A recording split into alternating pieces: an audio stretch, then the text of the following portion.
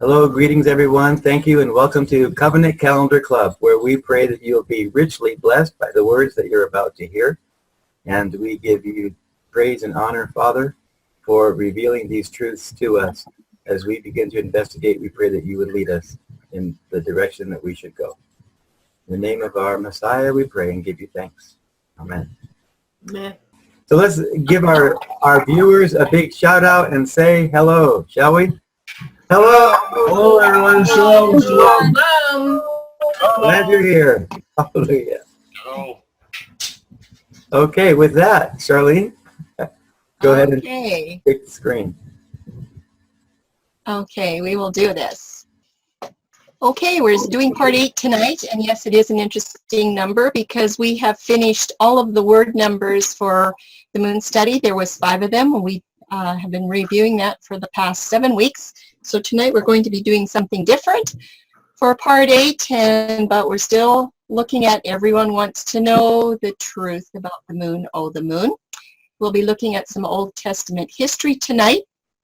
I've called this Yahuwah's people seek after pagan gods. This is what we're going to find in the history. And you know we always have a question. And here's the question for tonight. Maybe you've all figured this out already. Why would Yahuwah's people be enticed to exchange their worship for pagan gods? That is exactly what we will find tonight. And Tim is going to help me. I think we just have one slide tonight. We have our little school birdies back. And the question is, hey, Mr. Graduate, our last teaching exposed the 1611 translators as having deliberate intentions to uphold some Jewish calendar traditions. Yes, but the translators should not have to bear all that fault for the calendar problems we are now dealing with. Today, we are going to examine the Old Testament history from Adam up to 700 BC to understand where, when, and how Yahuwah's people came to adopt the sun and moon calendars. Let's start with the review. Okay, so we're going to be looking at some different material tonight, but this is all connected to calendar, especially the moon month portion of the calendar. But we like to do a review, so we'll just back up to the 2320 Kodesh definition. I think this was about 2 lessons ago, lesson number 6, I believe that it was. And this is where we were looking at 2320 Kodesh, and that we found it had to come into alignment with Moses and Torah as Yahuwah's new Kodesh month, not Yahuwah's new moon or man's agenda. And I know we have some new people here tonight, so this review might be helpful or you might just be totally lost. But anyway, we'll just carry on. The next thing that we looked at was some lexicon challenges. We had an examination of 4 theologian Hebrew lexicon study tools. We looked at Strong's. This is for 2320 Kodesh. We looked at Brown Driver Breaks and Gesenius and the Theological Word Book of the Old Testament. And what we had found was that the 2320 is listed by all of these writers that Kodesh means new moon, and we found that that is not true, that they have actually been following in the footsteps of Jewishness and their calculation of the moon month. But Strong's had the least amount of words, and then when we looked at Driver Briggs, he added a bit more, and Gesenius had a whole lot more to say. And when we looked at Theological Word Book of the Old Testament, he had about 2,000 words to promote the new moon as beginning the new month. I hope everybody can hear me okay. The next thing we looked at was Counsel from Moses, because we were wanting to take everything back to Torah. And this is from approximately 1450 BC or 2,500 years after creation. And we found that his Torah calendar instructions were for all kings and prophets and leaders, and that includes everybody today, and that everything needs to go back to Torah. The fourth thing that we looked at were the new moon verses, and we went through these very, very carefully and in great detail. And every one of these 20 new moon verses in the scriptures are in non-Torah references, and every single one of them has mistranslated Kodesh using the word moon instead of month. There was not one verse that aligned with Torah instructions. And we have decided that it has to come back to Torah. We're still in a review. Last week we looked at the 1611 King James translators to see what was up with them and their treatment of the 2320 Kodesh. And we found that basically they had mistranslated every single new moon scripture, and especially there's about 11 or 12 that have a bundle of, it says new moons, feasts or festivals, and Sabbaths. And in those bundles, they always put new moon instead of new month. But they forgot about Isaiah 47:13. And we found that they made a deliberate mistake to translate the 20 Kodesh verses with new moon. That was deliberate, but they didn't do it for Isaiah 47:13. So we caught them red-handed. That's your red flag verse. You'll want to look at that study. We also looked at 10 different Bible translations with this Isaiah 47:13 to see if they were actually giving us a clue into what that scripture actually said. And we found that they actually said it a lot clearer than the King James Version. Then we actually peeked at some Bible commentators. This is something we normally don't do. We do our work from the scriptures first. But when we looked at 3 popular Bible commentators for their insight into the proper meaning and the history of Isaiah 47:13, they also said that the order of the Hebrew would have been preserved with a little bit different writing, which wasn't chosen the best with the 1611 translators. So obviously they were covering something up. Now, this is where we're going to start with our new part tonight. We're going to be mapping the topics for Tanakh history. We will start with Adam and go up to Noah. Oh, there's going to be quite a bit of review going through these because I know it's new material. And then we will do an Old Testament history after we get past Joshua. But we want to take care of Adam all the way up to Noah to see if any of these patriarchs were involved in the worship of no gods. That's what we're looking for. I just hear somebody's mic is open. If those people could please close their mics off for the benefit of everybody else. Thank you. Then we're going to go on and look at some history between the flood up to Nimrod. This is about 700 years of time between the flood and Nimrod. Nimrod was worshipped as a no god. And the question is, did this happen when he was living or only after he died? And does it matter? Next, we're going to look at Terah and no gods. Terah and his family lived in the area of Babylon called Ur of the Chaldees, where no gods were worshipped. Of course, this was the area of Nimrod. We want to find out, was Terah influenced by these no gods? Next, we will look briefly at Egypt and the no gods. They also worshipped many pagan gods, while Yahuwah's people were in bondage there. And we want to look at how this affected their experience at Mount Sinai once they got to that 11th campsite. And then we'll look at Joshua and no gods. Now, Joshua is interesting because he trained under Moses, who was the last Melchizedek priest. He had big boots to fill, and his mandate was very clear that he needed to get rid of these idols in the land of Canaan. And what was his very last plea to Yahuwah's people before he died? We're going to look at that as well. Then we're going to look at 2 main no gods. There's thousands of no gods worshipped in the world today. However, I believe there are 2 main no gods in the Old Testament that contend for divine worship. Who are they, and which one is top dog?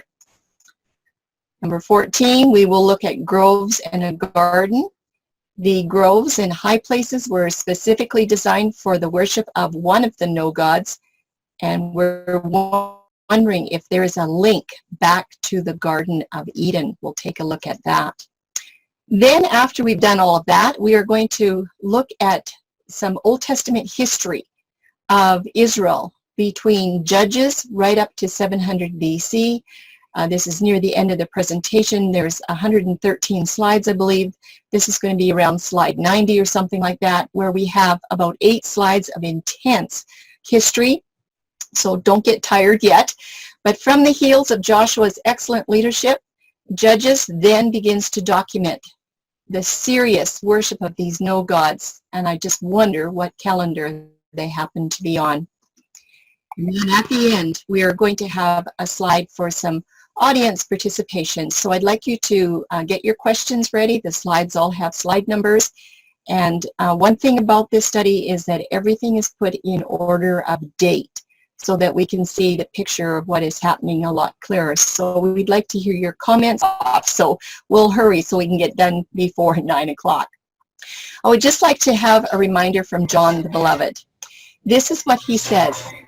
And there are also many other things which Yahusha did, the which, if they should be written, every one, I suppose that even the world itself could not contain the books that should be written. This is the very last verse in the Gospel of John, chapter 21, verse 25. In my research, I understand that the Gospel of John was the last book written in the Bible. 1st, 2nd, and 3rd John and Revelation were written before the Gospel of John. So it seems to me that this is probably the very last verse that was ever penned in the whole scriptures. Now, why is this so important? Because Yahusha's ministry, well, from his birth till his death, was around 30 years. His ministry was only around, not his ministry, but his life for about 30 years. And John is saying that if everything was written down about Yahusha, that this whole world could not contain the books that would be written about him. Well, the question is this. If every single detail of the Old Testament history for the first 4,000 years before Yahusha came on the scene was written down, how many books would it take? Would it be the Milky Way galaxy? And if it was that many books, how would you or I ever have a chance to get through them and read them to find out what Yahuwah wants us to know? So I've come to the conclusion that every word that is written in the scriptures is of absolute highest importance. The details that are given in our Old Testament history is absolutely crucial to understand because everything is there. It might not be the way you want to see it, but there's a puzzle and we need to learn to put the puzzle together. So there's not one idle word in scripture. So let's remember that as we go through this, because oftentimes I wish that there was a little bit more detail. David says in Psalms 24, verses 3 to 4, who may ascend into the holy hill of Yahuwah, or who may stand in his holy place? And he says, this is who? He who has clean hands and a pure heart, who has not lifted up his soul to an idol. It doesn't read quite the same in the King James, but he who has not lifted up his soul to an idol. Wonder what that means. And I'm just wondering if this thought could be linked to anything in a calendar study. I'd like you to keep that in mind as we go through the slides tonight. What about the Jews and their moon? Well, most Christians that know anything about the scriptures or anything about Jewish beliefs, they also know that the Jews follow the moon to calculate their biblical month. And because of this, most of them make the assumption that the festal month really is based on the moon. And even people that don't know much about what the Jews believe, most of them know that they look at the moon for the month. Job is a very interesting character, and I consider him a Torah patriarch. He lived at the time of Abraham, and this is what Job tells us in chapter 31. Have I looked at the sun shining in the skies, or the moon walking down its silver pathway, and been secretly enticed in my heart to worship them? If so, I should be punished by the judges, for it would mean that I had denied Yahuwah of heaven. Job is telling us that he knew about this, that if he was to be enticed to look to the sun and the moon and to worship them or to follow them for worship guidelines, that he would come under judgment from Yahuwah of heaven. In fact, he would be punished. That's what Job is telling us. I think Job is a very interesting book. So our question is the moon really in charge of the festal biblical month or not? We've been looking at this now for quite a while. And I'm saying, is there a lunar deception out there? Because most people do watch the moon, whether it's a sliver moon, a conjunction, a full moon. There's all different kinds of teachings out there. Is this a lunar deception? And another question is, or are we dealing with something much more serious than a lunar deception? Could it be that we are dealing with a lunatic authority? We won't answer these questions tonight. This will be on the next lesson in 2 weeks from now, Yahuwah willing. But we have lots of questions that need answers for this study. We have questions all over the place, and here's a whole bunch of them. Where did the sun and moon worship really begin? Did this happen somewhere between the generations of Adam to Noah? These are questions I had to ask to figure out what was going on. Do the sun god and the moon goddess represent the major no gods? Or are there other more important pagan gods?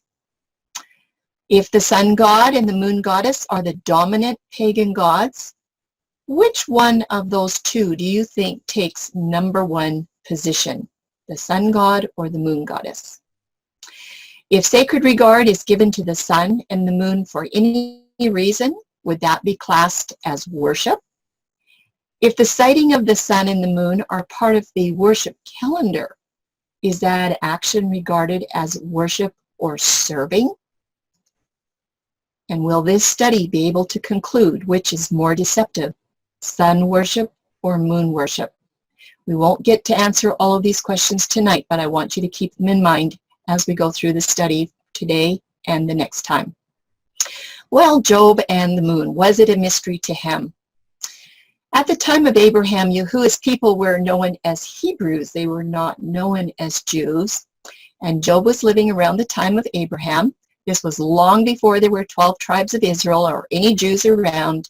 And he said he would not be secretly enticed with the moon. No way, no how. And the study today will examine the history. We are going to begin with Adam all the way up to Noah. And like I said, we will then examine the history from Shem, that's Noah's son, up to Abraham. And then we're going to look at the Old Testament history of the northern tribes of Israel. We'll do that today. And then we'll look at the tribe of Judah next time. I want to say right here that this is not an exhaustive study. If it was, you'd probably be here for a couple of weeks, but there is enough tonight that will show you what is happening. And the moon mystery, it will be solved through understanding this history in the Old Testament. The Jews and their moon, are we dealing with a secret there as well? Because remember I said most people today believe the Jews are correct in following certain phases of the moon in connection with their feast and festival worship statutes. Just about everybody knows that the Jews keep special feasts and festivals, and not too many don't know that they don't follow the moon. But those two verses in Deuteronomy chapter 4 and 17 deliver a very strong statute warning against regarding the moon for anything on a worship calendar. And these warnings are deliberately ignored by Judaism today. And here's my question. Is it not a great wonder why their moon is not even questioned by astute scriptural students? Nobody questions them. I think most of us are taught that the Jews were the keepers of the holy oracles, and they ought to know. They know what the truth is, and so just follow them. That's what I was taught. So this secret is going to be solved through understanding exactly what happened after the flood. That's from Shem to Abraham. And when the worship of these other gods actually became a strong practice among the pagans, we want to know where this started. We need to understand the history of Terah and his family as they were coming out of Ur of the Chaldees and how they were affected by pagan gods. I didn't know that they were affected until I had done this study. We also need to understand that we must follow the examples of Job and Abraham. We need to understand exactly what Moses taught through Torah about worshiping the created rather than the creator. And we need to understand the history of both the northern tribes of Israel before they were scattered. We're going to do that today in part 1. And then we need to know the history of Judah from that point onward, and that will be the second part. And what gods were the 12 tribes mesmerized by? And the other question is, what tribe has never let go of their no gods? Maybe you know the answers to these questions already. Yes, we will be picking on the moon in this study, but we aren't going to answer all the questions. Out of all the no gods, I want you just to think about this as we go through the study tonight. What gods take supremacy? And these are the choices. Would the sun god and the moon goddess be two supreme gods? And if they are, out of these two, which of these pagan gods would earn first place? And I hope I haven't given you the answer yet. I want you to figure it out. We will figure that out for sure in the next study. Well, let's go back to the garden. Adam, Eve, and the serpent. We know that Satan was fallen as Lucifer, and he posed as one that knew more than the Creator. He wanted worship. That was his highest goal. And posing as a higher God, he was going to usurp worship if that was the last thing he was going to do. So I'm saying that that serpent was the very first of every no God. Assuming the two most popular choices of no gods are the sun god and the moon goddess, which one would Satan most likely be representing in the garden? Do you think he'd represent the sun god or the moon goddess? And let's not ever forget Romans 1:25, where Paul tells us that there was somebody that changed the truth of Yahuwah into a lie and enticed people to worship and serve the creature more than the Creator. Let's always look to the Creator. So here we go with our history from Adam to Hezekiah. And like I said, we're going to keep the events in order of date because that's one of the things that breaks open this study. Between patriarchs, prophets, and kings of Yahuwah, I just have a very simple chart here. This is not including everybody, but some of the main ones, where we start with Adam at creation.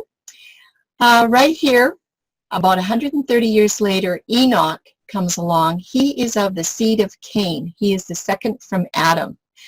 But we know that the seed of Cain was not the promised seed, and this Enoch is also not the promised seed. We know that there's Enoch calendars out there that are teaching a lot of things very, very close to Yahuwah's covenant calendar, and I'm here to tell you tonight that I believe that the Enoch calendar is the closest counterfeit out there right now. I am not going to delve into the Enoch calendar tonight. That will be coming up a little bit later on. But after that, we do have another Enoch. This is the seventh from Adam, and this is the Enoch that was translated. He's a very special man. And these two Enochs are not the same in any way, shape, or form. After Enoch, we have Methuselah. We all know he was the man that lived the longest on this earth. And the next big event was Noah with the flood. At 2,000 years, we have Abraham, where he receives the covenant. And then we have Moses, another great patriarch, probably the greatest one in the Old Testament, and taking care of the Exodus there and writing down the covenant. And then we have King Solomon at 3,000 years from creation.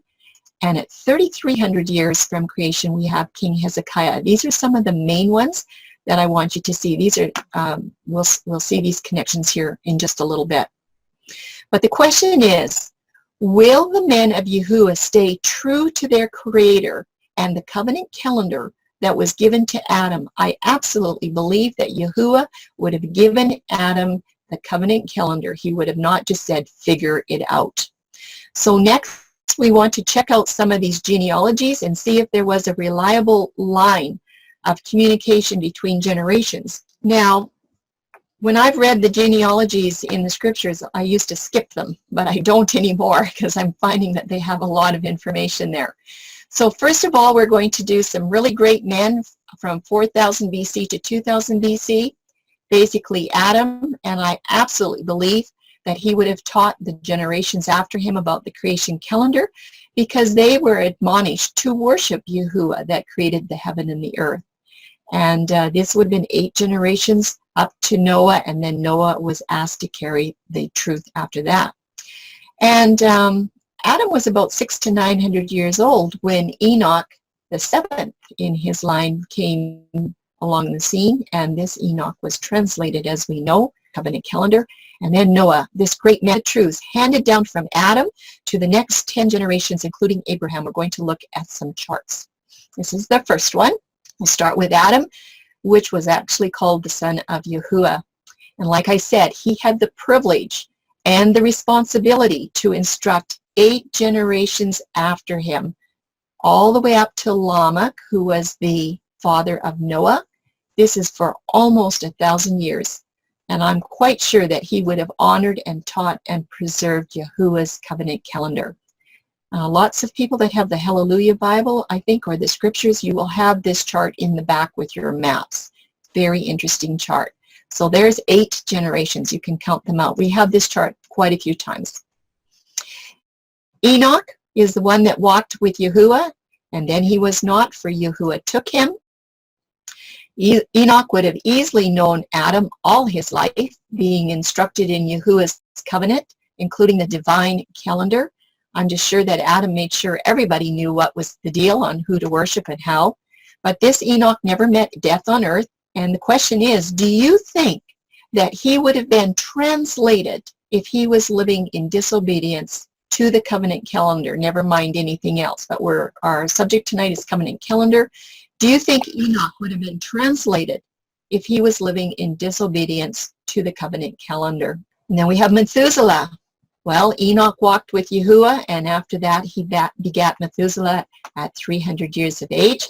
Methuselah is a very interesting character on this genealogy chart. He's the connecting link. He lived 669 years after his father was translated. He was a witness to 11 generations, more than anyone in the whole world. Being instructed for 300 years by Enoch, with the covenant truths confirmed in Adam and all of the previous generations, Methuselah is an invaluable link by preserving every truth for future generations. So now let's just look at this. He's got all these generations before him from Adam. 1, 2, 3, 4, 5, 6, 7. He's the 8th one.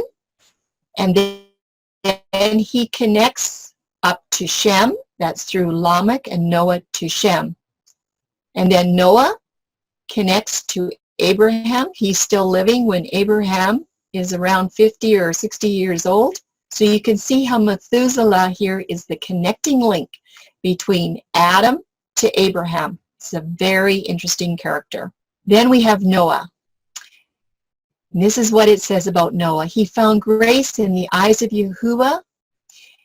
Noah was a just man and perfect in his generations, and Noah walked with Yahuwah, and Noah did according unto all that Yahuwah commanded him. And 2 Peter tells us that Noah was a preacher of righteousness. Noah was able to have instruction from 6 generations before him that knew Adam and learned from his lips. Noah, as the great connecting link, he would have handed down these instructions to the following 10 generations, all the way to Abraham. And I'm just sure that when he documented the flood account, that it was put there for a reason, and that he was on Yahuwah's calendar. This is a very interesting link from Adam down to Noah, down to Abraham. I have this chart here. I'm not going to go through everything on it, but it'll be here for your review. Some dates of biblical events from creation. Creation at the beginning, and it's the time frame, and how far from creation all the way down. And in the end, it shows you that the flood started when Noah was 600 years old, and Noah lived another 350 years after that. up to 1656. And Noah is the one that establishes the month length of the covenant calendar in the flood account, and the Torah proves from the flood to Mount Sinai, the creation months were 30 days per month for the first 1,656 years at least. Well, if you're going up to Mount Sinai, you're going to be at 2,500 years. So this is a lot of history right there in the first two books of Scripture. The Genesis account reads like this in Genesis 7 and Genesis 8. In the 600th year of Noah's life, in the second month, the 17th day of the month, the same day were all the fountains of the great deep broken up, and the windows of heaven were opened. And then it says, and the waters prevailed upon the earth for 150 days. And in chapter 8 it says, the waters returned from off the earth continually, and after the end of the 150 days, the waters were abated. And the ark rested in the 7th month of the 17th day of the month upon the mountains of Ararat. So let's do the math. And Tim's going to be here to help us if we need some help. We're looking at 30 days per month. We need to start in the second month and the 16th day, because the count begins at the 17th day. When you add 150 days, we will come up with the 7th month to the 16th day, and the very next day, which would be the 151st day, the ark came to rest in the 7th month and the 17th day. This is one of those slides where you have to learn to count. It's slide number 28 if we need to come back to it with questions. Sometimes it's tricky to do the counting and to understand the math, believe it or not. So let's look at some men from 2000 BC up to 1000 BC. Starting here with Noah, we're going to skip over to Abraham. And we know that Seth, for 150 years, would have lived at the same time of Abraham, and that Seth would have preserved those calendar teachings from Noah. And then we can ask the question, do you think that Abraham would have learned the Torah truths of Adam as given to Noah? And what about the truth of the covenant calendar? Would these have been preserved? What about Moses, who lived 120 years? He was the first man to record Yahuwah's covenant in a book. He documents an awful lot of information about the covenant calendar in the book of Exodus from chapters 3 to 20. What about Solomon at 1,000 years BC? Well, he started out ruling according to the commandments given by Moses, but did he stick with it? So let's look at Abraham, who obeyed my voice and kept my charge, my commandments, my statutes, and my laws, is what the scriptures read. Just notice the interesting connection that Abraham is going to have all the way back to Adam for around 2,200 years. Abraham was given the promise that his seed would be delivered from bondage in 430 years. And I'm just doing some about numbers here. All of the dates and whatnot are average or just estimates. But Noah knows Abraham for about 50 to 75 years. That is awesome. Maybe they didn't live next door to each other, but I'm sure they had contact. And Shem actually outlives Abraham, and he knows Isaac about 110 years, and Jacob about 50 years. Remember, Isaac lived for 180 years. But Shem outlived Abraham. Very interesting how these truths were preserved right down from Adam to Methuselah to Noah and to Shem, so that they could pass it on to the generations afterwards. Then Moses, it says, there arose not a prophet since in Israel like unto Moses, whom Yahuwah knew face to face. And never ever forget that the book of the covenant was written by Moses, and then it was rewritten. Join the meeting. His finger on those stone tablets, front and back. Moses was the chosen Melchizedek to deliver Abraham's seed from bondage around 1491 BC. And the generations that have faithfully handed down Yahuwah's covenant orally have all faded off the scene by now.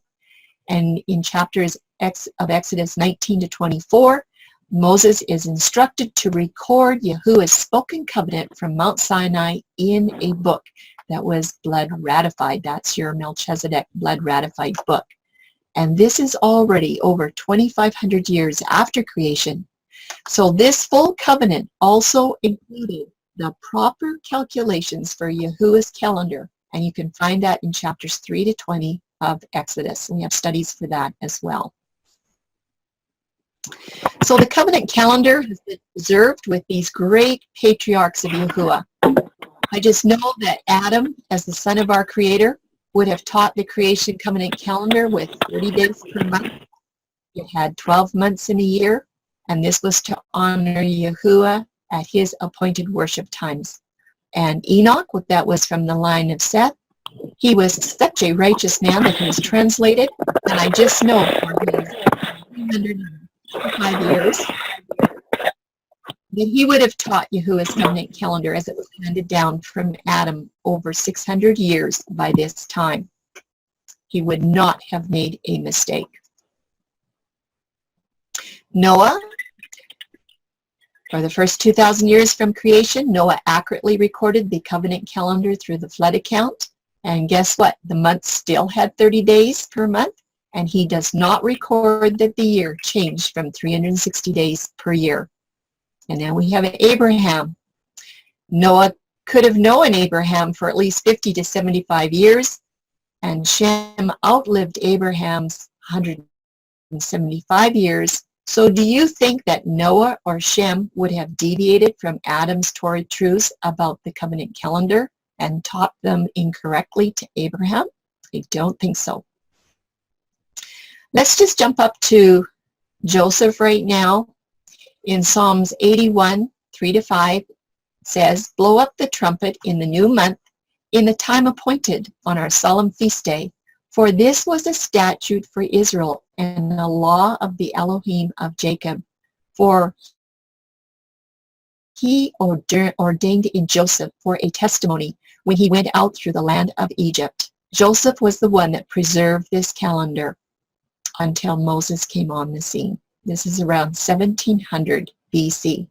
We're covering a lot of years from the creation of the earth.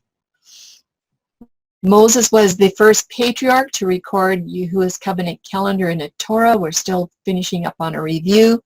And up until that time, information was handed down orally from Adam onward. There was nothing written in a book. And when there was a chance of anything getting lost, then things were written down. So Yahuwah's covenant calendar, I believe, was completely kept and preserved from Passover to Mount Sinai in 1491, just the way it was kept right back at the beginning. The old paths, all of them were preserved by the patriarchs and the prophets for at least 2,550 years. There was no problem about what Yahuwah's calendar was expecting for worship purposes. So how in the world did these no gods enter the picture with their own calendar of worship? That is what we're looking at tonight. So from Adam to Noah, worship of these other gods? No. I couldn't find a single thing. I looked, I read the scriptures, I went, where did these no gods come onto the picture? Because Adam had the privilege and he had the responsibility to instruct 8 generations after him, right up to Lamech, for almost 1,000 years. And I do believe that Adam would have cautioned as many as possible to stay away from pagan gods. When you look at all of these generations from Adam to Seth, Enos, Canaan, Mahalalel, Jared, Enoch, Methuselah, Lamech, and Noah, not one of them has a record that they worshipped other gods. But there is a thought to ponder. You can read it from Genesis chapters 1 to 6 of these righteous patriarchs serving other gods. Because when Yahuwah's people make a mistake and they do something they're not supposed to do, it gets recorded, but there is nothing recorded. So my question was, where did the worship of these other gods begin? It certainly wasn't with these first 10 generations. Well, there were no gods before the flood. And today there are thousands of no gods, but this wasn't always the case, because before the flood, many now believe that pagan gods were first actually mortal men. But they were born, they waged war, they had children, and then they died. And it was after they died that they would become deified as gods by their descendants. And that is not a wild speculation. On the contrary, that is a position taken by nearly all historians of antiquity, including Isaac Newton, Augustine of Hippo, Eusebius, Justus Martyr, Josephus, and many others. Though they weren't gods to start with, it was commonly believed that if a man was good enough, he would become a god too. And this carried on down to the Roman Caesars, including the Roman pontiffs today, who say they sit as God in the temple as God, ruling as God. That's from 2 Thessalonians 2, isn't it? So the mythologies were real stories about real men, and they were embellished as gods in their afterlife. It wasn't when they were living. That's not how it started out. And humans were worshipped as pagan gods as well. Augustine writes around 400 AD, those deities who are reckoned gods of the higher orders have gone from us into heaven. Ask those sepulchres that are pointed out in Greece. So to simplify it, he's saying that the pagan gods of the higher order were simply men, and their graves are in Greece. They started life as men, and they were deified and all dressed up by those who survived them after they died. This was a pagan practice that was common enough to be captured in the pages of history, right here in Acts 12, verses 21 to 23. This is what you'll read. On the appointed day, Herod, wearing his royal robes, sat on his throne and delivered a public address to the people. And this is what they shouted. This is the voice of a god, not of a man. And immediately, because Herod did not give praise to Yahuwah, an angel of Elohim struck him down, and he was eaten by worms, and he died. But Herod was not a follower of Yahuwah, and he was deified as a god when he was alive. However, it's very, very interesting that Hebrew heroes were never deified as gods. That's something to think about too. Okay, let's look at Genesis chapter 7 to 9. This is around 2350 BC, after the flood. There were only 8 people that were saved at that time, and Noah's families grew, and they became dispersed and estranged from one another in the land of Ur of the Chaldees. Ham was the youngest of the 3 sons. It was Japheth, Shem, and then Ham. And when he and his men turned away from their supposed wisdom, from the true knowledge of their Creator, the inevitable result was idolatry and heathenism, and that was changing the glory of Yahuwah into images like man, birds, beasts, and creeping things, exactly what Romans 1:23 said not to do. So in this map, you can see where Ham actually settled. It's the green areas right here. But they all kind of started out from around the Euphrates River. You can see that Shinar there is part of Ham. He actually went down into the land of Canaan. This is where you're going to find right here in this small print, you'll see the all the ites, the Canaanites, Amorites, Hivites, Hittites, all in there, all through here, this northern part of Africa, Egypt, Ethiopia, and here in this Sinai Peninsula, down along here on the Arabian side, and a little bit down here in this corner of Arabia. So you can see where Ham settled, especially around the Sinai area, that there would have definitely been some pagan worship going on there. So what Yahuwah needed to do was separate a people away from this group of people of Ham, so that his next generation could be worshiping him and not following these heathen demands. Shem's choices preserve the pure knowledge and the worship of Yahuwah right down to his descendants of Terah and the sons Haran and Abraham and Nahor. So now you see that Shem is in this area, okay, all in this area here, including over to Babylon and Ur of the Chaldees, and Japheth actually went up into Asia, over into this area. But Shem is the one here where the truths of the Torah came down through Shem. Japheth was the oldest, but it came down through the second, which is usually what we see in the scriptures. So that's just kind of an interesting picture of where these three boys landed up.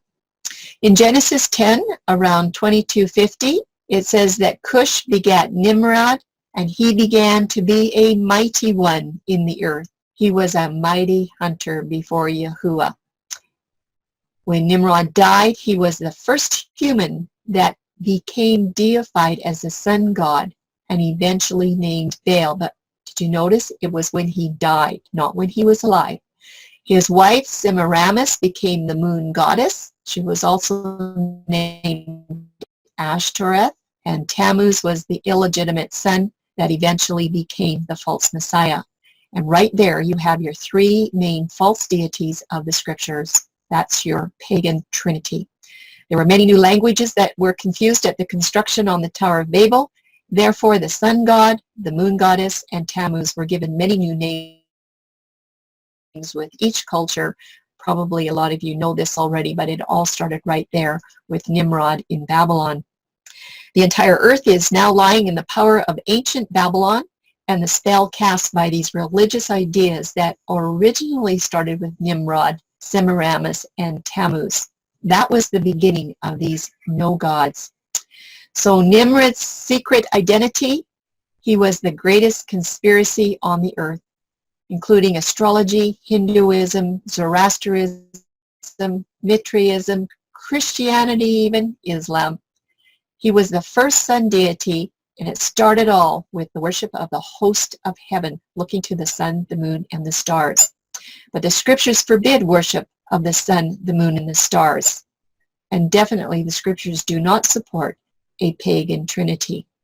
And the scriptures do not report giving sacred regard to the sun, the moon, and the stars either. The Tower of Babel was approximately 700 years after the flood, and that was only the beginning of what we find coming up with Covenant Calendar. So I just wanted to give you a little bit of a look at the names of these no gods and the scriptural history of the pagan gods and how it all begins with Nimrod, who was the sun god. And you can always look at these again later. We're just going to press through. But what I wanted to show you was amongst the Israelites, their sun god was named Baal. Instead of Semiramis, they named their queen of heaven or their moon goddess Ashtoreth, and the sun was Tammuz. That came down from Babylon. In Babylon, Nimrod was named Bel or Belus, and then you see Ishtar. That's the more popular name for Semiramis, and Tammuz, of course, stays the same. Of course, Assyria, Greece, and Rome, and the Phoenicians all had their three gods, their false trinity with their particular names. But in Egypt, the sun god was Ra, and the moon goddess was Isis, similar to Ishtar. And then we have the false messiahs, Osiris and Horus. You can find this all over. It's abundant in the history. If we move up to Genesis 11, we're about 1,925 years BC. We're going to look at Terah's family. Even though the family of Shem taught Terah had a knowledge of the proper worship of Yahuwah, their worship was also corrupted by idolatry, and they were serving other gods in Ur of the Chaldees. Genesis 1:31, it says, Terah took Abraham, Lot, and Sarai, and they went forth with them from Ur of the Chaldees. But if you look at what Joshua has to say, and we'll be looking at Joshua quite a few times through this lesson tonight, don't forget these verses in Joshua 24. He said unto the people, Thus saith Yahuwah, your Elohim of Israel, your fathers dwelt on the other side of the flood in old time. This is over by the Euphrates. Even Terah, the father of Abraham and the father of Nahor, and they served other gods. Joshua is saying that Terah served other gods. And this is a relief here of some of the other gods of Ur of the Chaldees. In Genesis 11:31, and Terah took Abraham his son, and Lot the son of Haran his son's son, and Sarai his daughter-in-law, his son Abraham's wife, and they went forth with them from Ur of the Chaldees to go into the land of Canaan, and they came into Haran and dwelt there. And this is at the time when Yahuwah knew that he needed to separate out a people from this Babylonian pagan culture for himself that would not serve other gods. He knew if he left them there, he would not have a people serving him. So they started out from Ur, and they traveled up along these rivers all the way up to Haran, and that's where they settled. Haran was a leading settlement with a temple that was dedicated to moon worship, a huge temple dedicated to moon worship. But Abraham was called out of Haran to go down into Canaan, and Shechem is a major, major spot in this journey. He was counted as being righteous, and he was faithful, and I do not believe that Abraham ever turned to pagan worship. I believe that is why he was called out. But Terah remains in Haran. This is before Abraham left. Terah didn't decide that he was going to go down to Canaan. He just thought, you know what, this is Canaan for me. I got out of Ur. This is good enough. And he didn't make the choice to go any further. Terah in the Hebrew word numbering system is 8646. Terah. He had a family business of manufacturing idols. I'm going to see how this comes about. The main no gods of Ur, again, were the sun god and the moon goddess. That's not really a surprise. So what kind of gods may Terah have been involved with? Well, Joshua 24 declared that Terah and his family did serve other gods, and out of Ur, this would have been gods fashioned after Nimrod and Semiramis. Those were the first two main gods. But I do want you to remember that Abraham left for Canaan and Laban didn't. Laban is a grandson, great-grandson of Terah. Laban didn't come down to Canaan. Abraham searches out Canaan in Genesis 12, verses 1 to 4. It was in Haran, and it was at Terah's death that Abraham received the divine call to continue down to Canaan. And the question that I had was Abraham an idolater before his call to go down to Canaan? Although Abraham was not entirely free from the influence of idolatry in his father's house, there is no indication in the scriptures that idol worship was a part of his life. In fact, it says in Genesis 26:5, Abraham obeyed my voice. He kept my charge, my commandments, my statutes, and my laws. There is not one thing written about Abraham where he ran after pagan gods. And I do believe that this is the reason why Abraham was called out to Canaan. And of course, he took Lot with him. But what about the rest of Terah's family? Nahor and his family. What happened up there in Haran?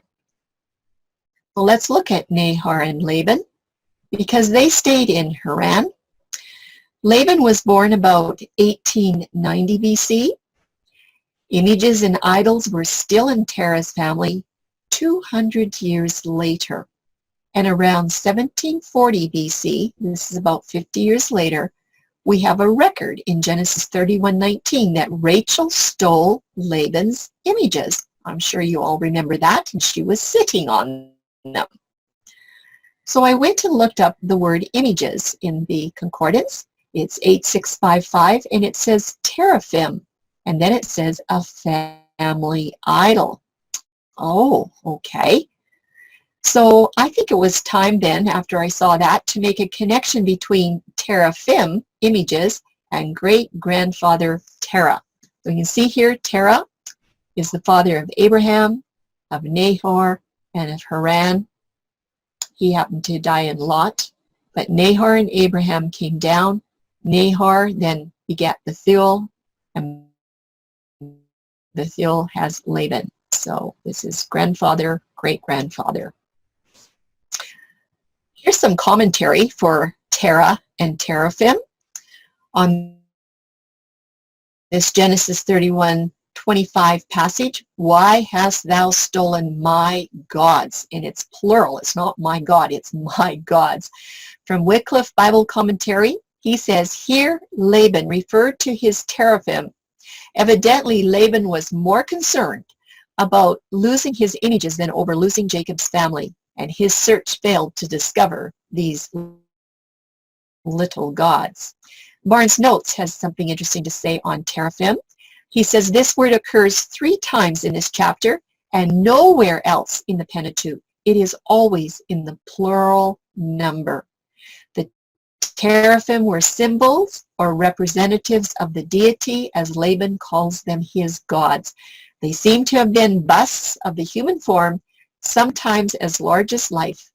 Those of full size were probably of wood, and the smaller ones may have been made of metal. Of course, if they made the huge ones in metal, you could never carry them around. They have been worn on an ephod for the purposes of divination. The employment of them in the worship of God, which Laban seems to have inherited from his fathers, is denounced as idolatry in 1 Samuel, and hence they are classed with the idols and other abominations that were eventually put away by Josiah in 2 Kings. And this is a relief of what maybe some of these gods looked like. So, just wondering which no god gains the authority. Is it going to be the sun god that will gain #1 spot? Or will it be the moon goddess Semiramis? Let's begin by examining Laban a little bit closer and see what we can find. So we need to do a little investigation on this name Laban. In Genesis 31, it says, and Laban said, and yet wherefore hast thou stolen my gods, is what Laban said, my gods. Now Rachel had taken the images, and she sat upon them, and Laban searched all the tent, but he did not find them. His gods were really important to him. Let's compare Terah and the images to Laban and the moon god. So Terah is 8646. Teraphim images is 8655. It means family idols. These numbers are very, very close in the Hebrew numbering system. The spelling, the pronunciation, and the word numbers all connect to idols. Terah, teraphim, very close in pronunciation and spelling. 8646 and 8655 are very close in Hebrew numberings. Then we have Laban, who is 3837. Let's look at what Labana is, which is the color of the moon, whiteness. It's 3842. Very, very close here. Again, we have spelling, pronunciation, and word numbers that are very close, and these are all connecting to the moon.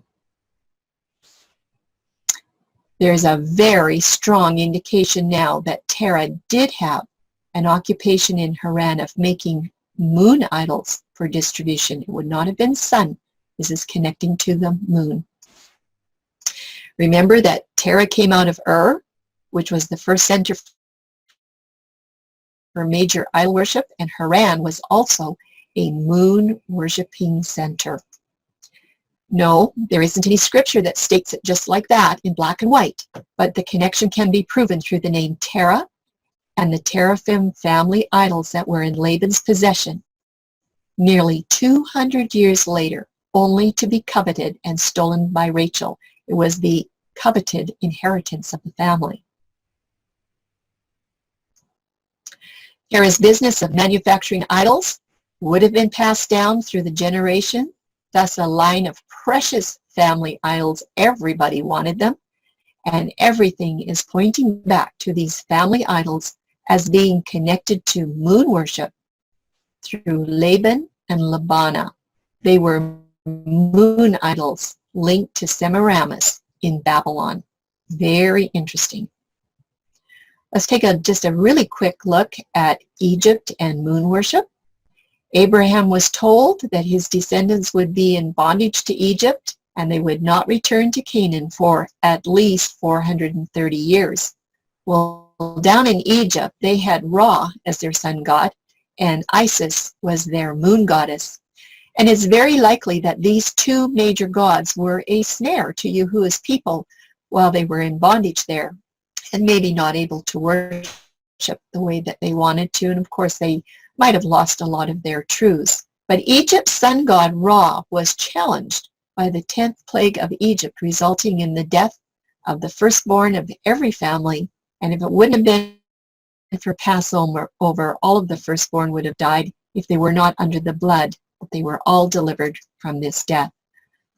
There were 42 campsites on their journey to Canaan once they left Egypt. And what we're going to do right now is just look at campsite 11 for a little tiny bit. See what we can find. This is around 1490 BC. Mount Sinai is the 11th campsite. And number 11 connects to negative concepts of reproof, warning, and disorder. The root word for Sinai actually means tares, thorns, and demons in the negative form.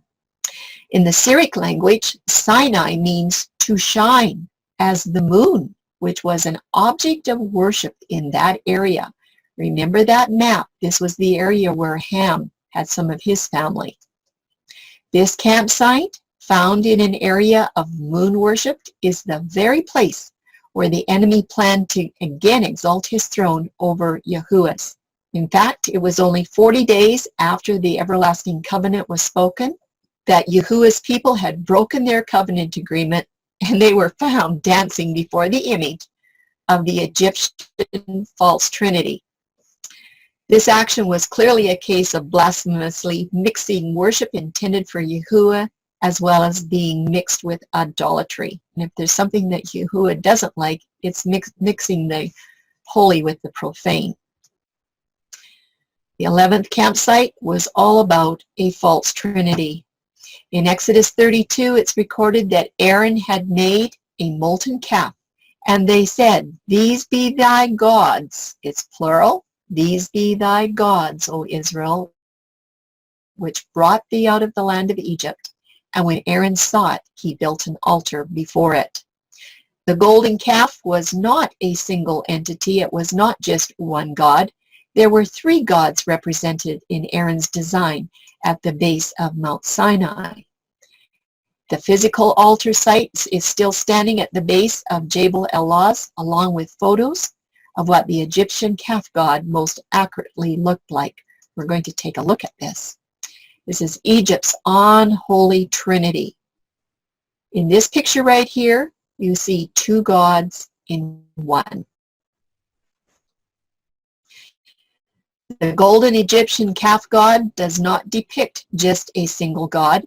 Why? Because this solar disk right up here represents the serpent sun god as the father of the calf god shown on the head of the golden calf.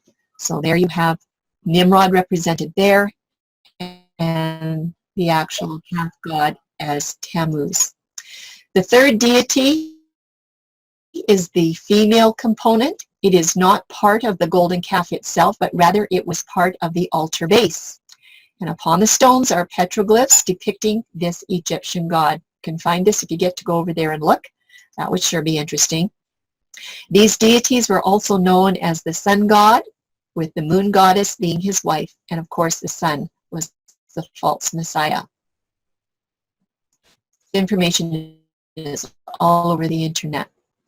But look what is still standing 3,470 years or more later. It's the altar representing the moon goddess. Tammuz and Nimrod are gone, but the altar is still there. That's a hint, everybody, about which god takes priority.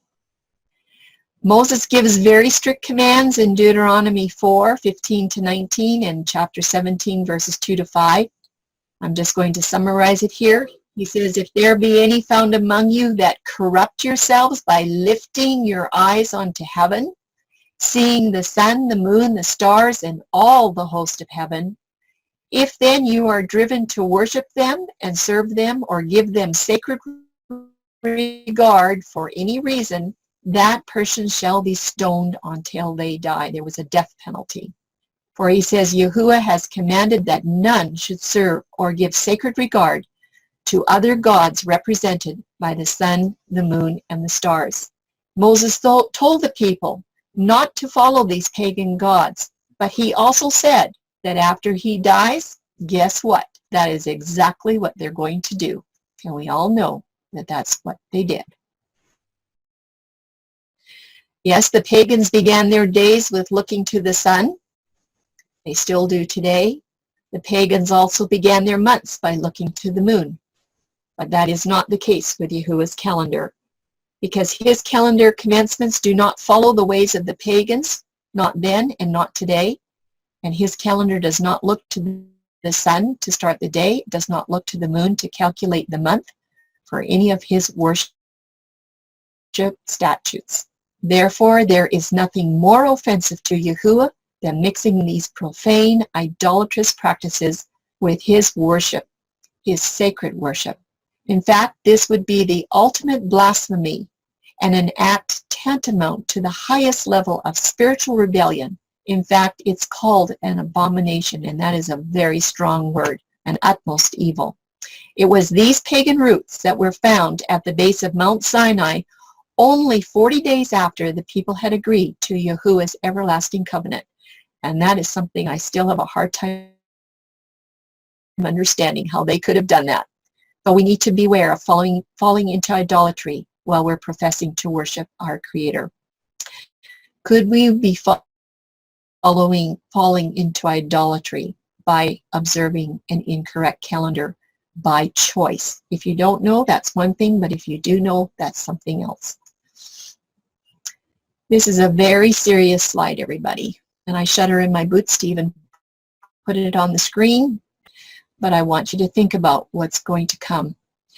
What about the calendar and the Christian churches today? Our Sunday Christians, they all honor their day of worship on Sunday, giving homage to the sun god from ages past. Could you agree with that? That's what they say. Then we have Sabbath keepers. Most of them honor the opening of their worship days beginning with the sunset the night before the Sabbath, whether it's a weekly Sabbath or an annual one. And they are paying homage to the sun god from ages past, believe it or not, just like the pagans. Then we have another group of Sabbath keepers and most feast keepers. Not all Sabbath keepers are feast keepers, but this group that honor the feasts as well. In addition to honoring sunset, most also honor the moon for the biblical month start, thus paying homage to the goddess of the moon. And my question is, which of these three groups is the most deceived? Is it the Sunday Christians, or the Sabbath keepers, or those that are Sabbath keepers and feast keepers? Think about that. Let's move up to Joshua, because he followed in Moses' footsteps. He was a great leader, and his first campaign before entering the land of Canaan was to destroy Jericho or Jericho. This was a moon-worshipping city. We know that moon and the lunation cycle is Uruk and Yorok. And here's Jericho or Jericho. This is all the same family of words in the Hebrew. So Jericho was a moon-worshipping city. They were not to go any further into Canaan until that city came down, and it was the walls that came down. For 20 years, Joshua fought to rid the land of Canaan of these pagan people and practices. This would have been the leftovers from Noah's third son, Ham. And before he died, he gave them very strict warnings not to run after and serve other gods. And the people promised that they would be obedient, but we know that pagan gods were still a problem. About 25 years later, Joshua gives an appeal. He said unto the people, "You are witnesses against yourselves that you have chosen you, Yahuwah, to serve him." And they said, "We are witnesses." And Joshua says, "Now therefore put away," said he, "the strange gods which are among you, and incline your heart unto Yahuwah, the Elohim of Israel." So it's very obvious that Israel still had strange gods among them. And he was asking them to make a pledge and to get rid of these gods out of the land. This possibly could be Joshua's pillar at Shechem. Some archaeologists believe that this could be the actual stone that Joshua erected at Shechem to hear and bear witness to Yahuwah's covenant with Israel. It'd sure be nice to see where this covenant was made. I'm going to read this again from Joshua because I think it's really important, and it's coming up further on too. And the people said unto Joshua, Yahuwah our Elohim will we serve, and his voice will we obey. So Joshua made a covenant with the people that day, and he set them a statute and an ordinance in Shechem. And Joshua wrote these words in the book of the law of Yahuwah, and he took a great stone, and he set it up there under an oak that was by the sanctuary of Yahuwah. And Joshua said unto all the people, Behold, this stone shall be a witness unto us, for it hath heard all the words of Yahuwah, which he spoke unto us. It shall therefore be a witness unto you, lest you deny your Elohim. The stone was a witness. Shechem is a very interesting place. It's a place of decision for Yahuwah for a lot of people. In Genesis 12, Abraham built an altar to Yahuwah at Shechem, and the everlasting covenant was confirmed with him there. In Genesis 33, Jacob's altar was at Shechem when he was coming back with his to have his first dwelling place in Canaan. In Genesis 35, Jacob hides the family idols that Rachel had stolen under the oak tree at Shechem. And in Joshua 24, this is where Joseph's bones were buried in a tomb there at Shechem. And also in Joshua 24, this is where Joshua assembled Israel at Shechem to choose the Elohim that they were planning to serve. It's a very interesting place in the geography. I'm going to read Joshua 24 again, 14 and 15. Now therefore fear Yahuwah, and put away the gods of your fathers that they served on the other side of the flood, and in Egypt. Choose you this day whom you will serve, whether the gods which your fathers served that were on the other side of the flood, or the gods of the Amorites in whose land you dwell. But as for me and my house, we will serve Yahuwah. I find it's very interesting that a lot of us know verse 15, choose you this day whom you will serve, but as for me and my house, we will serve Yahuwah. We just sort of forget about that in-between part there where he's actually telling them, you know, that you've got forefathers that serve these other gods. And it was at Shechem that Joshua wanted to renew this covenant with the people so that he could be sure that they were on the right page. And this was before he died, just before he died. He pleaded with them to get rid of these pagan gods. We need to do some history all the way from the book of Judges to Malachi. We'll get started on that tonight.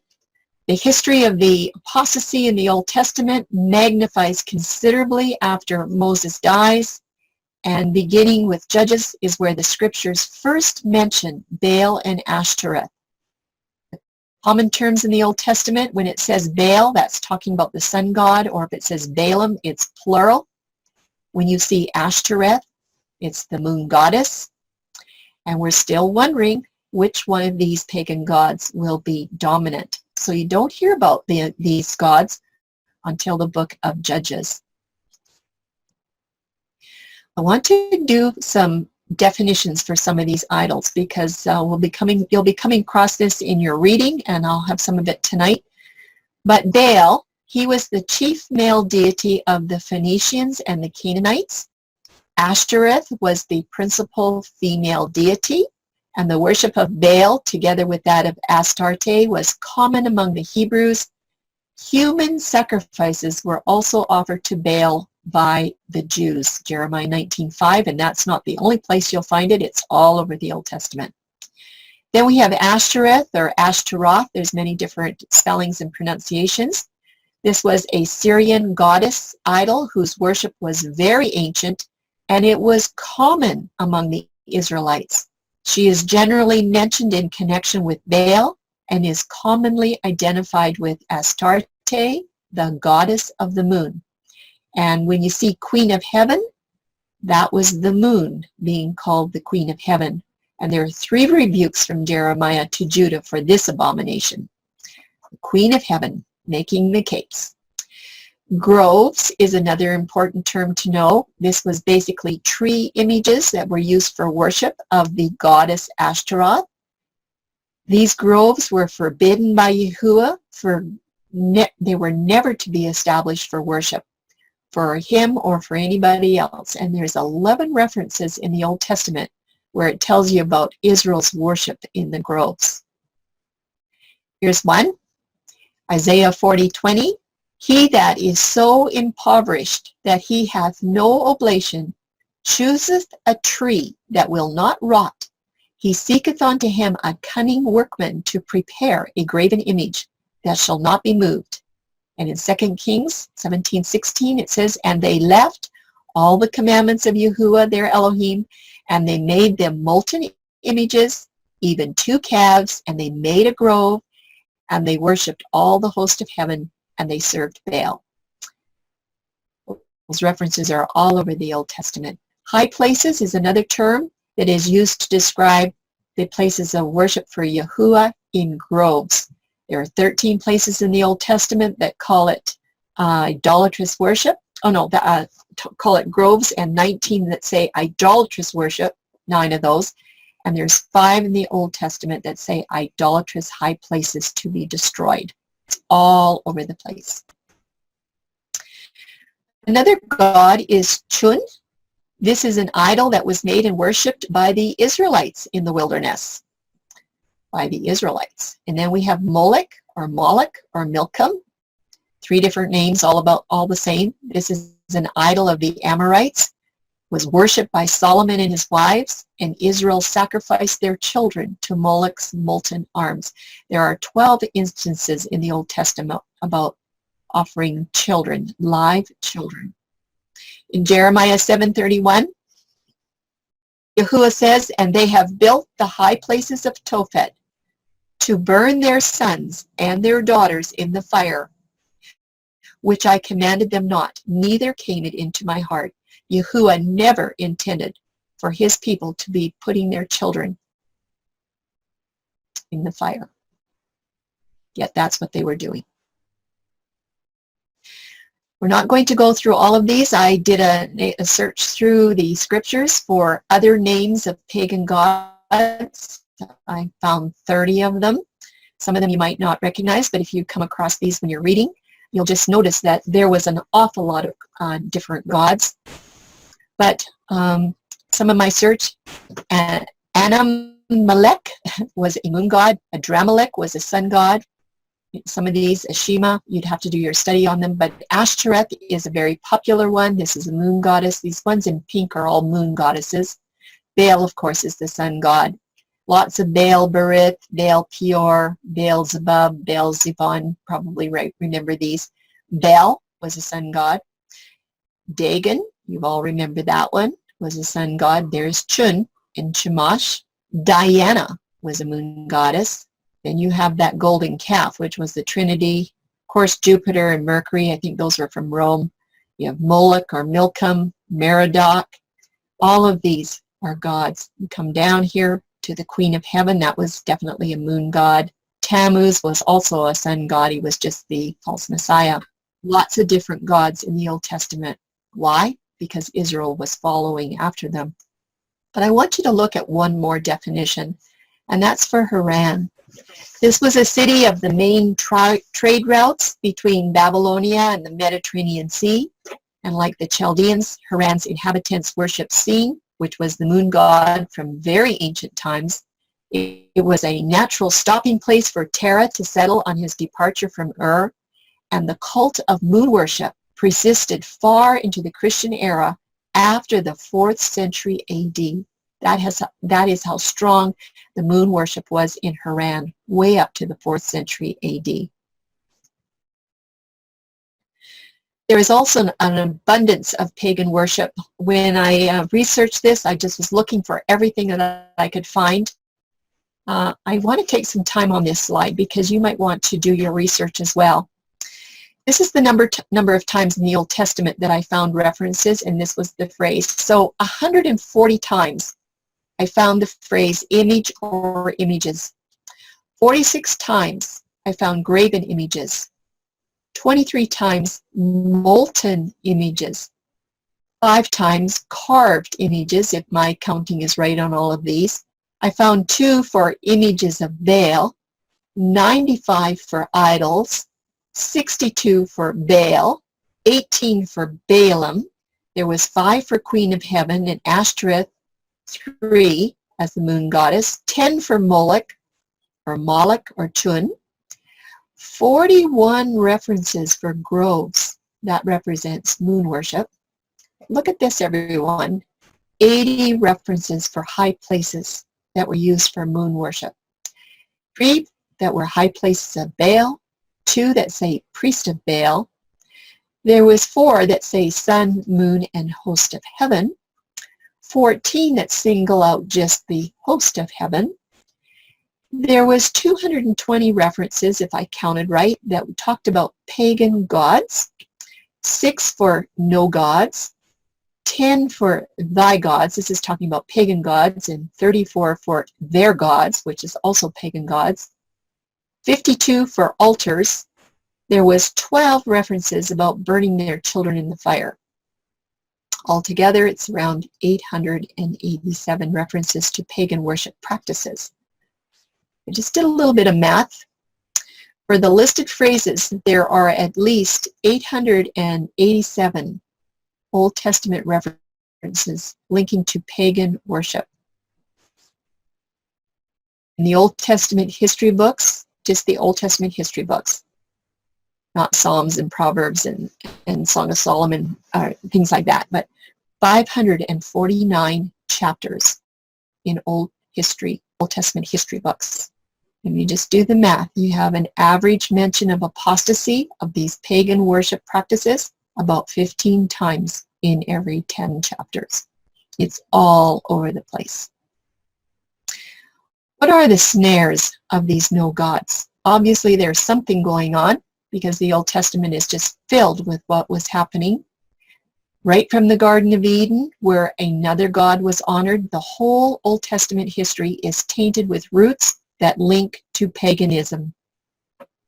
Israel and all the pagan nations worshipped many, many gods, but was every pagan god a snare to Israel, or was something else going on in the background? Sometimes you have to wonder. And there was snares for Baal and Ashtoreth. This study is going to show that there were many times that Israel and Judah fell back into apostasy. They would come out and they would always fall back. And the main gods that were a snare to Israel that keep coming to the forefront are always the sun god, which is Baal, and the moon goddess, which is Ashtoreth. And right from Mount Sinai, these are the first 2 gods that Moses instructed the people that they were not to worship them. In fact, he commanded the people to not even think about looking to the sun or the moon, as they would soon be enticed to worship these creations like the pagans do. In fact, he said, do not lift up your eyes. And the word lift is 5375. Nasa, basically means to exalt, to hold up, to magnify, or to respect. Do not lift up your eyes. But the word worship should have some clarity. Could it be classed as sacred regard? You know, Moses was right, and it's going to become clear very quickly and very obviously that Israel and Judah were both inflicted with this terrible, ungodly desire to seek other gods, even after they were delivered so mightily by Yahuwah from from Egypt, and from Babylon. And unfortunately today, most feast keepers persistently gaze at the leadership of the moon for timing their lunar-based worship calendar. This exposes their relentless cohesion to the purposely mistranslated texts of non-Torah origin. And that foundation of the lunar-based calendar is extracted straight out of Babylonian paganism. sacred worship, sacred regard. We should look at the word appreciation and see what clarity it needs to have, because there's nothing wrong or evil about taking the time to admire and to appreciate any of Yahuwah's creation that is given to bless the earth and mankind. In fact, all creation is the work of his mighty hand. And a visual look at the moon is not evil. Just remember what Romans 1:25, it's a reminder that tells us to worship and serve the Creator, not the Creator. And how many times have we seen a full moon rising, even the harvest moon? It is absolutely gorgeous. And it sure is nice to have it at night if you're traveling on the highway. It's beautiful creation. Job provides his clarity. We're going to do this verse again from the beginning, because Job said, "Have I ever looked at the sun or the moon, and if I've been secretly enticed to worship them? If so, I should be punished by the judges, for it would mean that I had denied Yahuwah in heaven." Job is talking about this kind of looking. He is not talking about this kind of amazement. He's talking about looking to the lights in the sky for worship calendar purposes. Well, who is Baal? Do we really know? He was the most significant male deity of the Canaanites, along with his companion Asherah, and they were the most alluring deities confronting Israel in the Promised Land. There's abundant references to Baal in the Old Testament, and it indicates his attractiveness and influence on the Israelites. They were completely taken in with Baal. The book of Judges chronicles the numerous times that Yahuwah's people fell to the temptation of Baal worship. And then along comes King Ahab and Queen Jezebel, and it was Jezebel that made Baal worship the royal religion of the northern kingdom, with a Baal temple in Samaria. She was a pagan priestess. And Baal, like Asherah, was also worshipped at high places, which is known as the groves, and he did require child sacrifices. That's who Baal was. Just a few reliefs to look at, and there's a lot out there that is being found about the sun god Baal, or Tammuz, Ra, Horus, who were worshipped in ancient times. You can usually see them depicted with one eye, the all-seeing eye. Wonder what that links to. And then Mitra with his halo, or this nimbus. You see that in a lot of reliefs as well, this halo or nimbus. And if you look at a lot of the Catholic art, all of Jesus, their Mary, all of their saints have that halo. That's completely from paganism. Baal's companion, who is it? You should know by now. Because of Israel's incomplete conquest of the land of Canaan, the roots of Asherah worship from Semiramis survived and plagued Israel, starting just as soon as Joshua died. I couldn't believe it, how short of amount of time it took for them to forget their promise. And considered as the moon goddess, Ashtoreth, or Asherah, was often presented as a partner of Baal, the sun god. But what about the groves of Ashtoreth and Asherah? This moon goddess was represented by a limbless tree, a tree trunk planted in the ground.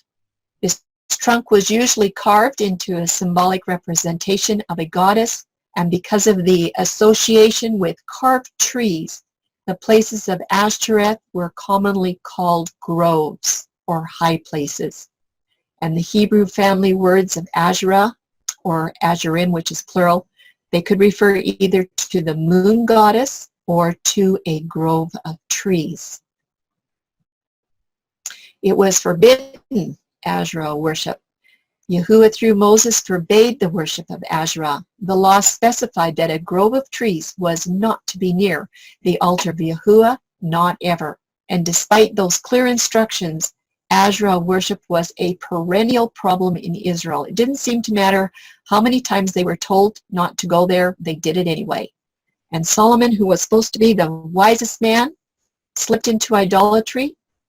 One of the pagan deities he brought into the kingdom was Asherah, called the goddess of the Sidonians. The Biblical Archaeology Review has this to say: history's vanquished goddess Asherah. The worship of Asherah came to be regarded as much a feature of popular religion in ancient Israel and Judah as the worship of Yahweh. Pretty sad. We should look at some names and symbols of Ashtoreth, because as you go in your study, you'll come across these. Ashtoreth, Asheroth, Asherim, and Atrat. They're all plural forms of the moon goddess name, or a goddess of the woods. There's just all kinds of them. And she's imaged as a full-breasted earth mother. Both symbols speak to regeneration, sustenance, and fruitfulness, and the groves of trees were her temples, and she's often referred to as a tree or a pole. And here's a picture of a modern-day Asherah pole. I found this on the internet. I'm sorry I could not find the place where it is located, but I'm sure there's plenty of them around the world. And guess what, everyone? The maypole is attributed to this goddess. Did you ever have these maypoles in your playground in elementary school? Because we sure did. I just want to have a slide here to look a little bit at these maypoles, because there is a connection to Ashereth. We'll go through it quickly, but I leave the slide up here later for you to look at again. This goddess was the goddess of fertility and sexual lust, known as Ashtaroth or Ashtoreth. And they put his weapons in the temple of Ashtaroth. That's in 1 Samuel 31:10.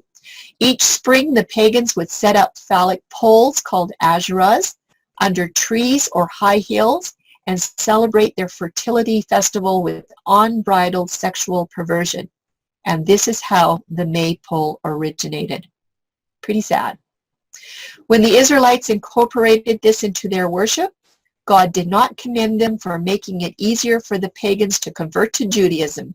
Instead, he was provoked to anger. He said, "This is not the way to bring them into my light. And Jehovah shall strike Israel as the reed waves in the water, and shall pluck up Israel from off this good land that he gave to their fathers. And he shall scatter them beyond the river, because they have made their Asherahs, provoking Jehovah to anger. And Judah did evil in the sight of Jehovah. And they provoked him to jealousy above all their fathers did by their sins that they had sinned. And they built, they also, high places for themselves, and standing pillars and Asherahs on every high hill and under every green tree." It's from 1 Kings 14. And in Exodus 34:13 and Deuteronomy 12:3, the Israelites were commanded to destroy the Asherah poles.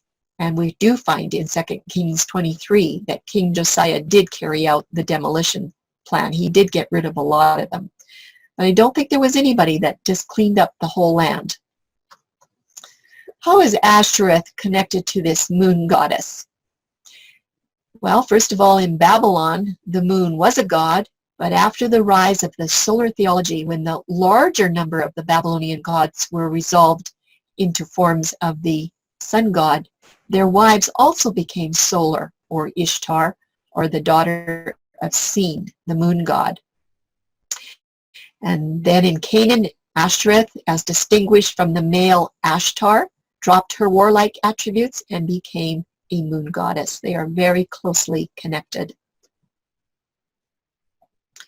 She's called the Queen of Heaven. In Canaan, Baal passed into a sun god, and the goddess who stood at his side became the representative of the moon, or a pale reflection of the sun.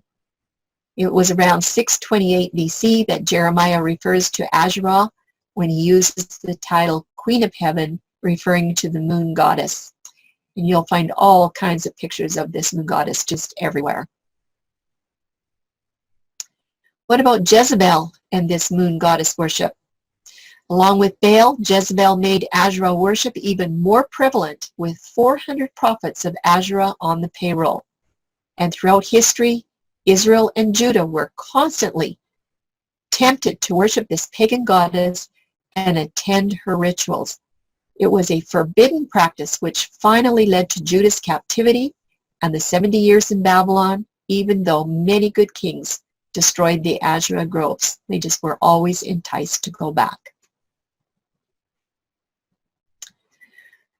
This is just a little slide here of ancient and modern Asherah poles.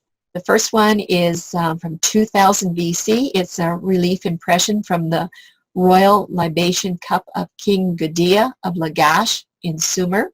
This is around the Babylonian area. This is 2000 BC. Then we move up to the time of Paul with the temple of Artemis in Ephesia. Paul was in Ephesus preaching the gospel, and he was confronted by this Artemis cult, and these people had no plans to abandon their goddess. So that's 2,000 years between the two. Let's move up another 2,000 years to today. This is a modern Asherah pole. People still pay tribute to the moon goddess.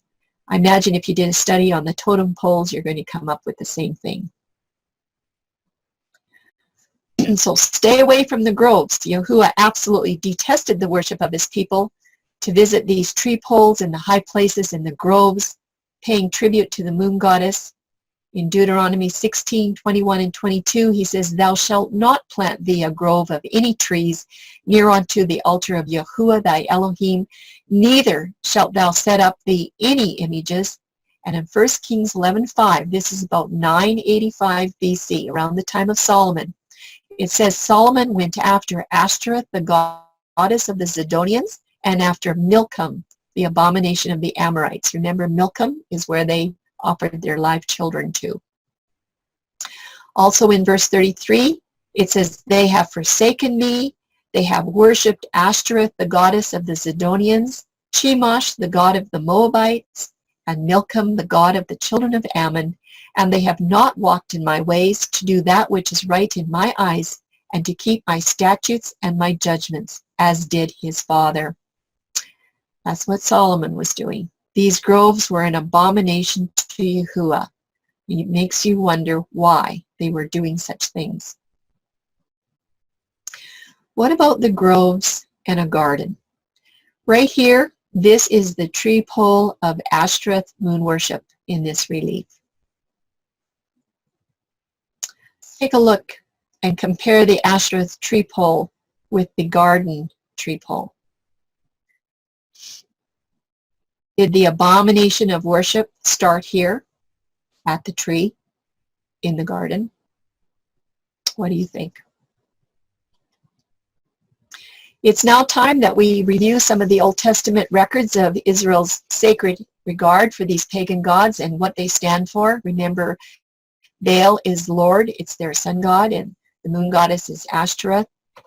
And their groves and their high places, everything for worship, is enticing them to pagan worship through and through, day in and day out. Yahuwah predicts that Israel's rebellion is going to happen. This is in Deuteronomy 31, approximately 1451 BC. And Yahuwah said unto Moses, "Behold, thou shalt sleep with thy fathers, and this people will rise up and go a-whoring after the gods of the strangers of the land, whither they go to be among them, and will forsake me, and they will break my covenant which I have made with them." And a few verses later, Moses does foresee Israel's rebellion, and this is what Moses says in verse 27 and 29. "For I know thy rebellion and thy stiff neck. Behold, while I am yet alive with you this day, you have been rebellious against Yahuwah, and how much more after my death? For I know that after my death you will utterly corrupt yourselves, you will turn aside from the way which I have commanded you, and evil will befall you in the latter days, because you will do evil in the sight of Yahuwah, to provoke him to anger through the work of your hands, building these idols." Yes, other gods of Israel's. It's talked about in Psalms 81. It says, "Hear, O my people, and I will testify unto thee, O Israel, if thou wilt hearken unto me. There shall no strange god be in thee, neither shalt thou worship any strange god. I am Yahuwah thy Elohim, which brought thee out of the land of Egypt. Open thy mouth wide, and I will fill it. But my people would not hearken to have my voice, and Israel would have none of me. So Yahuwah said, I gave them up unto their own heart's lusts, and they walked in their own counsels. Yahuwah had no other choice. He gave them up. Joshua's instructions were given in 1425 BC, about 25 years after Moses died. We're going to read these verses again. Now therefore fear Yahuwah and serve him in sincerity and in truth, and put away the gods which your fathers served on the other side of the flood and in Egypt, and serve Yahuwah. And if it seem evil unto you to serve Yahuwah, choose you this day whom you will serve, whether the gods which your fathers served that were on the other side of the flood, or the gods of the Amorites in whose land you dwell. But as for me and my house, we will serve Yahuwah. And the people answered and said, Yahuwah forbid that we should forsake him to serve other gods. And Yahuwah drove them out before us all. And Yahuwah drove out from before us all the people, even the Amorites which dwelt in the land. Therefore we will also serve Yahuwah, for he is our Elohim. And how long did it last? Forsaking the strange gods, Israel's promise, well, in 1427 BC, if you forsake Yahuwah and serve strange gods, then he's going to turn and do you hurt and consume you. After that he hath done you good. And the people said unto Joshua, Nay, but we will serve Yahuwah. And Joshua said to the people, You are witnesses against yourselves, that you have chosen Yahuwah to serve him. And they said, We are witnesses. Now therefore put away, said he, the strange gods which are among you, and incline your heart unto Yahuwah, the Elohim of Israel.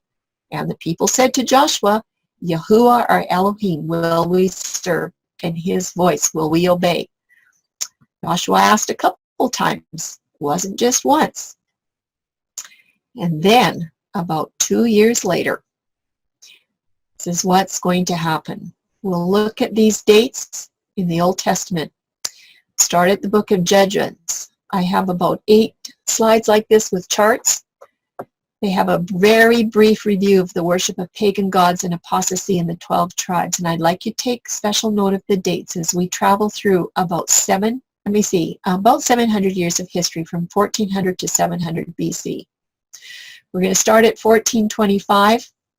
Israel didn't drive out the pagans, and they were going to be constantly snared by false gods.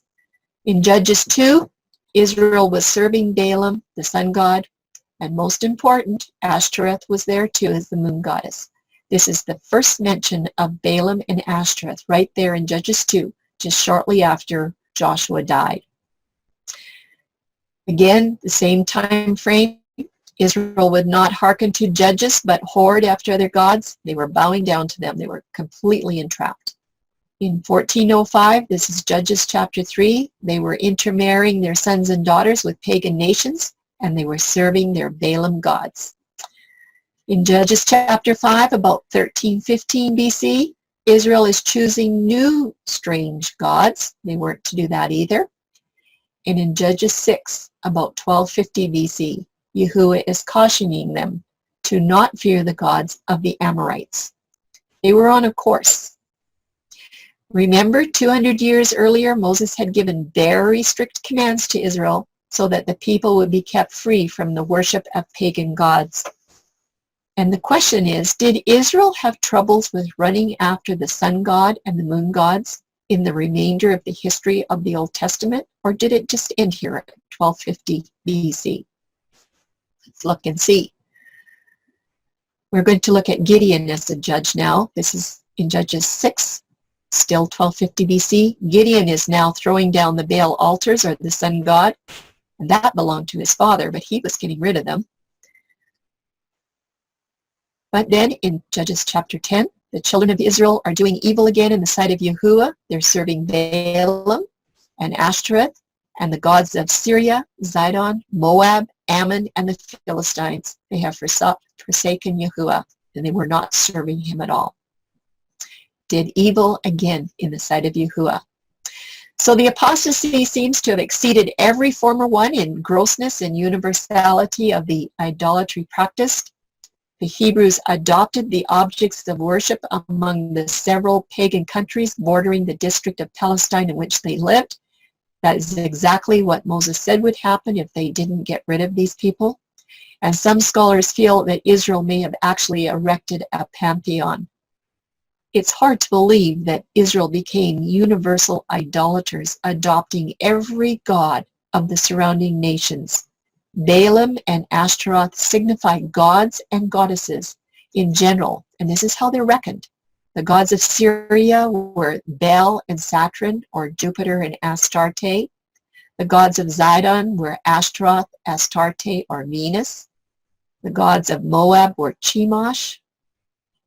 The gods of the children of Ammon were Milcom, and the gods of the Philistines, they had Dagon.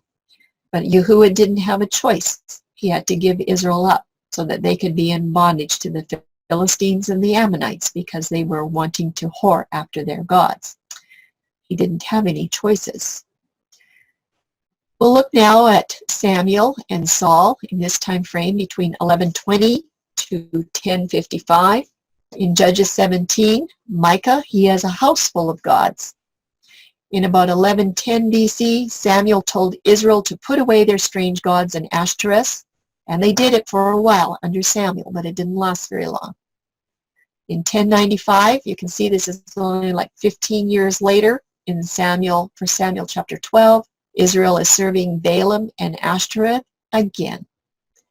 In 1 Samuel 28, 1055, this is 40 years later, Saul is now meeting up with the witch of Endor to call up other gods because he's looking for Samuel.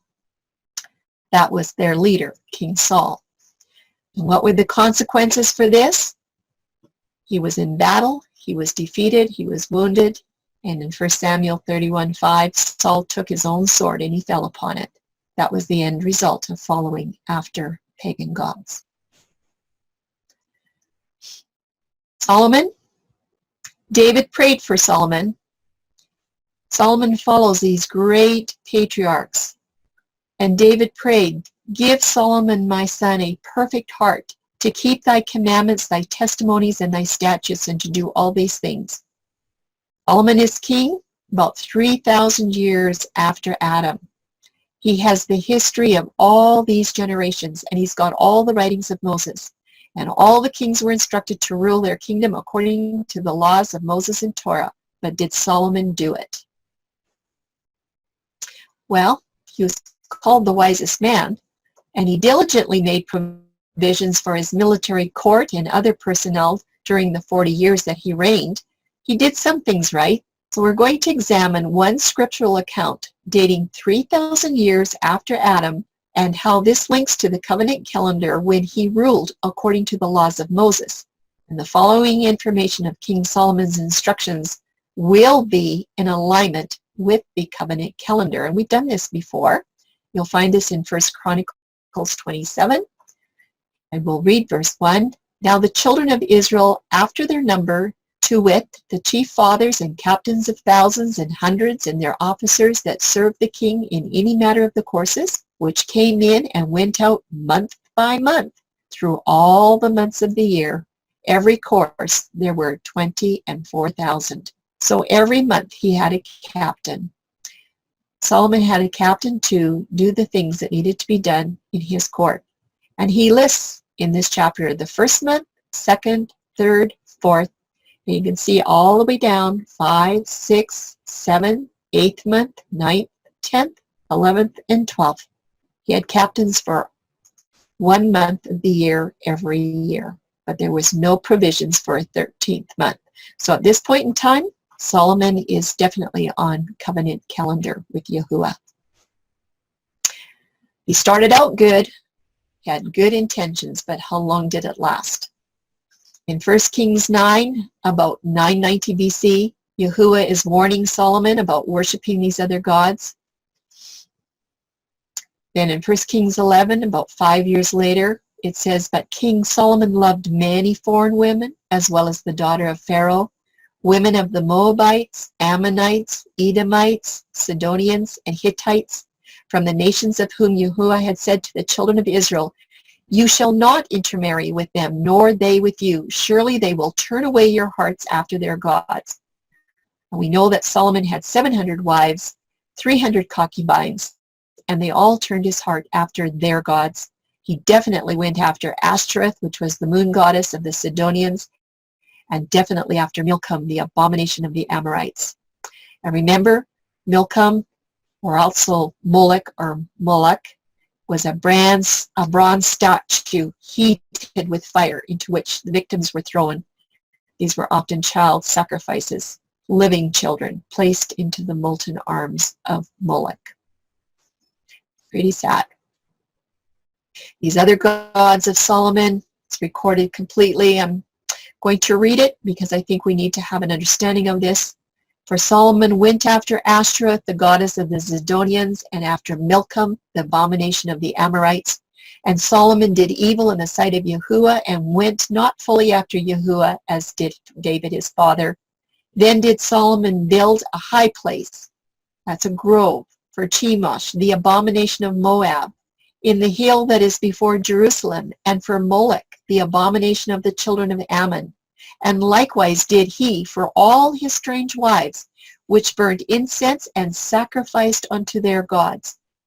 And Yahuwah was angry with Solomon, because his heart was turned from the Elohim of Israel, which had appeared unto him twice, and had commanded him concerning this thing, that he should not go after other gods, but he kept not that which Yahuwah commanded, the wisest man in the whole world. Let's look now from 905 to 785 BC. We're going to be looking at Ahab, Athaliah, and Amaziah, all wicked, wicked people. In 905 BC, King Ahab and Queen Jezebel, they have other gods, but they're not any match for Elijah's Elohim. In 885, 20 years later, King Ahab's worshippers of Baal are killed. Sacred pillars in the temple of Baal are burned. We're having a reformation here. And the house of Baal is broken down along with the altars and images. How long is it going to last? 5 years later, King Jehoiada is also breaking down the altars and images, and he killed the priest of Baal, trying to clean up the land. In 2 Chronicles 24, it says, for the sons of Athaliah, that wicked woman, had broken up the house of Yahuwah, and also all the dedicated things of the house of Yahuwah did they bestow upon Balaam. 2 Chronicles 25, about 55 years later, King Amaziah set up Edom gods. He worshipped them, and he burned incense to them. Then Amos 5 records in 785 that Yahuwah despises their feast days. This is Israel's feast days. The tabernacle to Molech and Chun images. He despises them. History doesn't look too good. This slide is all for 785 BC. These are Israel's pagan feasts. We've already gone through these scriptures in quite a bit of detail in other studies. In Amos 8:5, this around 785, like I'm saying, it says, saying, when will the new moon be gone, that we may sell corn, and the Sabbath, that we may set forth wheat, making the ephah small and the shekel great, and falsifying balances by deceit. And this is talking about your feasts will be bitter. These are not Yahuwah's feasts. Israel, or the 10 northern tribes, were not following Yahuwah's months or honoring his Sabbaths as they should have been. Yes, the phrase new moon should have been translated as new month, but the context qualifies this as a pagan new month, not Yahuwah's new month. We know this for sure because the rebellion from their midst was not honoring the Sabbath, and this apostasy had gone on for a very long time. And then down in Hosea 2, about the same time frame, it says, I will also cause her mirth or her joy to cease. This is Yahuwah speaking. I will cause her feast days, her new moons, and her Sabbaths, and all of her solemn feasts to cease. And the her is talking about the pagan feast days, the pagan new moons, and the pagan Sabbaths. Also in Hosea 2, verses 8 to 17, it's telling us that Israel's offerings were prepared for Baal with the burning of incense. And in Hosea 3:1, The children of Israel were looking to other gods, and they loved the raisin cakes of the pagans. So Israel's pagan feast-keeping was a huge snare to their worship. It gets worse before it gets better. Between 760 to 740 BC, we have the abominations of Ahaz. We've done this verse as well in Isaiah 1:13 to 14, where it says, "Bring no more vain oblations. Incense is an abomination unto me. The new moons and the Sabbaths, the calling of assemblies, I cannot away with it. It is iniquity, even the solemn meeting. Your new moons and your appointed feasts my soul hates. They are a trouble unto me, and I'm weary to bear them." So this is 25 years later. The 10 northern tribes are being warned by Isaiah to get rid of this pagan worship, and he specifically mentions again your new moons and your appointed feasts because they are pagan celebrations. They are not Yahuwah's. He wants them to drop that and to get back on to covenant calendar and covenant worship. 10 years later in Micah, there's transgressions of Samaria and Jerusalem, back to graven images and idols. 10 years later, in 2 Chronicles 28, we have Judah's king Ahaz. He's making molten images for Balaam. These are sun gods. He's burning incense in the high places, in the hills, and under every tree. He's burning his children in the fire as the heathens do. He sacrificed to the gods of Damascus, made altars in high places to burn incense to other gods, all kinds of things.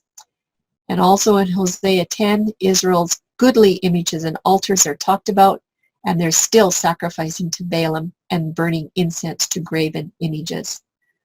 The Old Testament is just filled with pagan abominations and worship. From 725 to 710 BC, we're going to be looking at King Hoshea, King Manasseh, and King Hezekiah.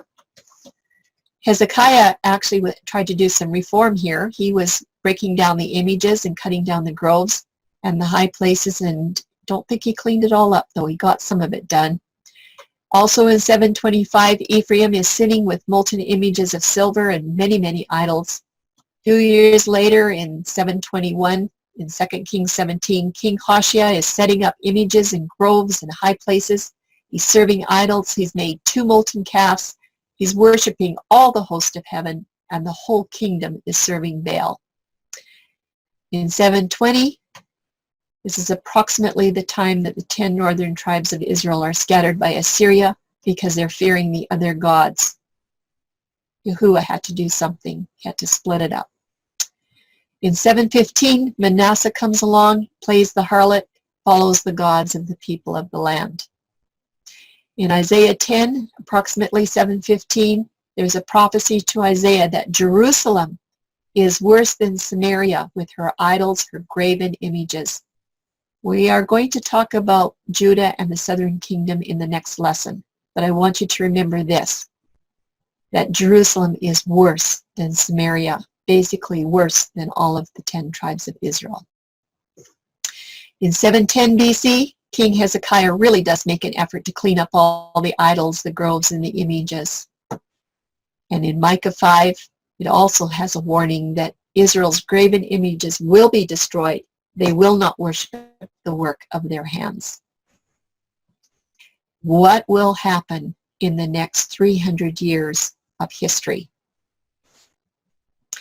This is what Yahweh says.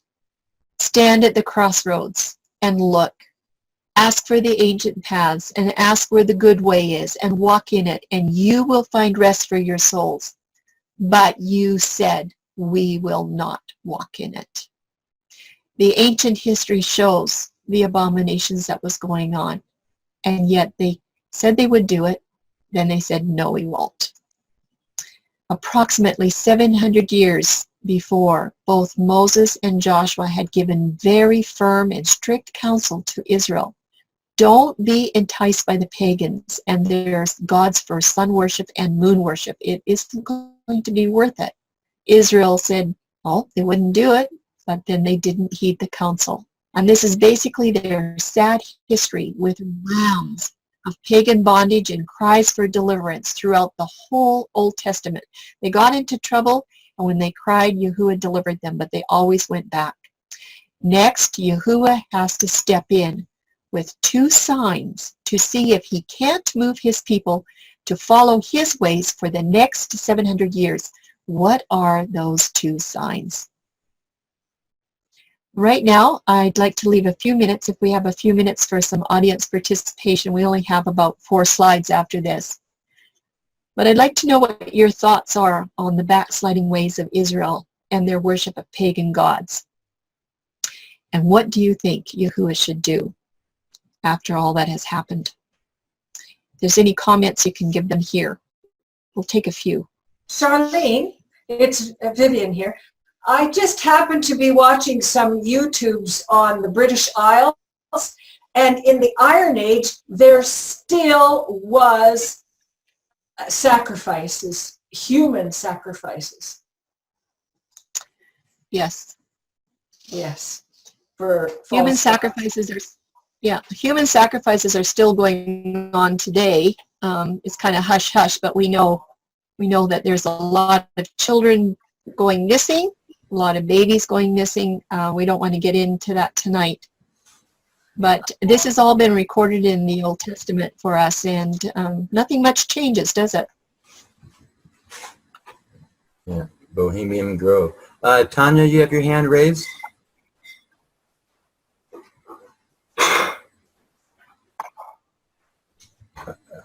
Go ahead, Tanya. Can you hear me? Yes. Yes, go ahead. Hold on, I have to turn my other phone off.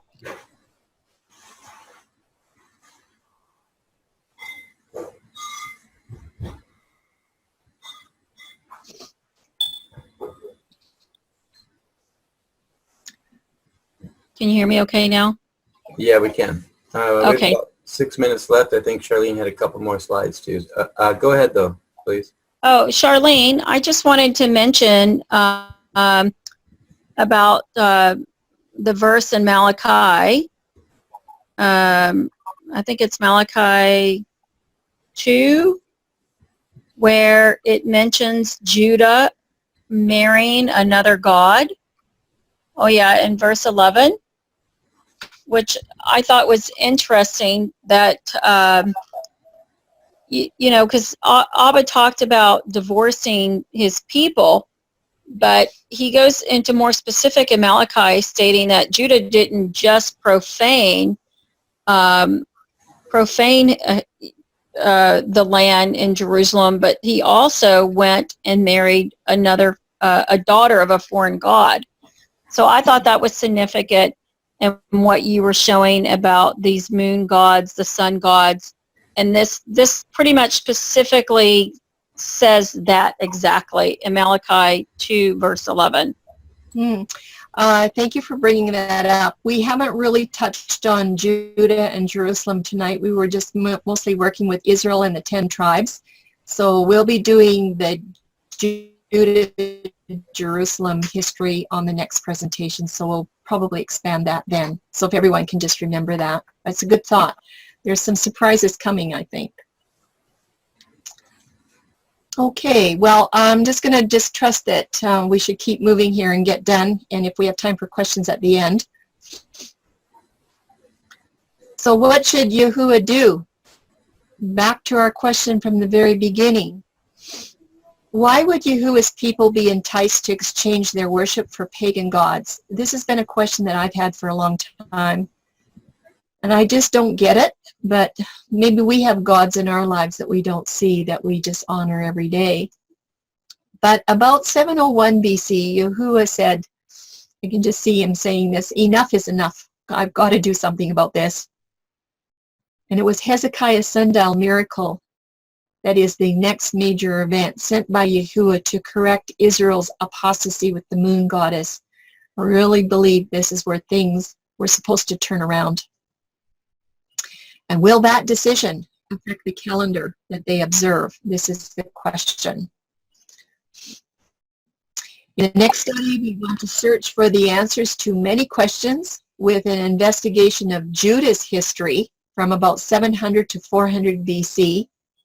And we're going to be looking about who else may be responsible for taking away keys to Yahuwah's covenant calendar. Because we've been saying for the last couple of lessons, who took away these keys of the kingdom? Who took away the keys of the covenant calendar? Well, we thought maybe Israel did, but what I'm finding is that Israel's 10 tribes only apostatized. They didn't really take away the keys. And Samaria, we thought maybe Samaria had something to do with it, but Samaria is part of Israel, and she apostatized too, pretty bad. Then there's Galilee. There was a question about, would Galilee do this? I guess we'll see, not tonight. And then we have to look at Judah. I'm just wondering what we'll find there. And then there's always, are there others that have taken away the keys? We're on the search to find who did away with Yahuwah's covenant calendar. And that's what we want to do next, is we want to find out who is guilty and what happened to Yahuwah's covenant calendar. I do hope that we can finish the moon component next time in part 9, or the moon, oh the moon, and I think I'm going to title it, My People Have Forsaken Me for the Moon. And hopefully, if Yahuwah wills, we'll do that on November the 16th. So that's the end of the presentation, everybody. If you have questions or whatever, you know how to get a hold of us. You can email us or phone us, or just get a hold of us. If you have any questions, maybe we can help you. Thank you, Charlene. This has been packed full of information, a lot of stuff. You covered a lot of territory in a relatively short amount of time. I'd highly recommend looking through this a couple of times and maybe even creating a little chart in the back of our Bible so that we can, walk people through this. It's clear, I think, in First Chronicles that you pointed out there's no 13th month, so that can clear up some covenant challenges. If you're on a calendar of any kind that has a 13th month, or Adar Bet as it's called, you might want to reconsider looking through that. There's something wrong with that picture. I apologize for there not being a whole lot of times for question and answers, but I want to remind that you all that are viewing this, even on YouTube, Covenant Calendar Club members have a hangout every other week. The first and third weeks of the month are studies like this, and the other Fridays are just hangout times to discuss these kinds of things. So it's really a good time that we can share questions and that type of thing amongst each other. So if you're not a member of Covenant Calendar Club and would like to be, click on the link below the video, go to studythecalendar.com, and there'll be a place that you can join Covenant Calendar Club as well. So any other questions about the study tonight? We do have about 3 minutes, 3.5 minutes. Walter. I just want to thank Charlene, because we have no idea how much work is in there. Yes. It's unbelievable. Just a few things that I do, and I mean, it's almost day and night that you have to, but that's a lot of research, and it's really much appreciated. Yeah, me too. Even my wife wants to say thank you. Yes. All right. That's the encouragement. She sits right next to me. Yeah, but she knows me. Well, we can praise our Heavenly Father. He's the one that gives us the wisdom and the time. Amen. Yes, Mario, you did make an interesting point there, and I didn't bring it out, and I probably should have. But a lot of the problems were fornication, adultery, sexual immorality that enticed the people. It was always adultery and then idolatry. And, just like when Balaam was asked to curse the children of Israel, he couldn't. Yahweh said, you're going to bless them, not curse them. But he did say, you know what, there is a way. There is a way to do this. Send the pagan women into the outside borders of the camp. So this was a problem too. And yes, when you said that Lot's 2 daughters and that chain of family came down from incest, there's a lot of problems that are linked to sexual immorality. And of course, the worship of Ashtoreth, all those names of the moon goddess, it was completely about sexual immorality, completely, the whole thing. It's so sad. And that is still going on today. But thankfully, we have the word of Yahuwah. We know that we're not going to have any part of that. So that'll be fine. Yeah.